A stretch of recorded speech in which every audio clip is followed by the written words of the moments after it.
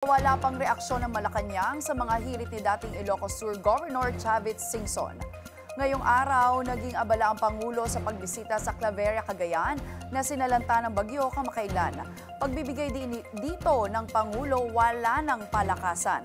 Kaugnay yan sa planong pagtatayo ng Farm to Market Road Projects. Gate ng Pangulo, hindi na uubra ang kalakaran kung saan basta kapartido o kaibigan ay automatic na aprobado ang proyekto.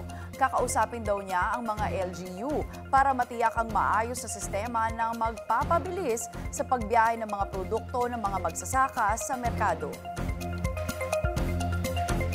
Hindi lang yung kagaya ng dati na palakasan lang, nakikiusap lang, lagyan ko yung farm to market road dito. Pag medyo kaibigan, pag medyo kapartido, sige, approve. Walang plano. Kung minsan kung saan napupuntang farm to market road na hindi naman nakakatulong sa ating mga magsasaka.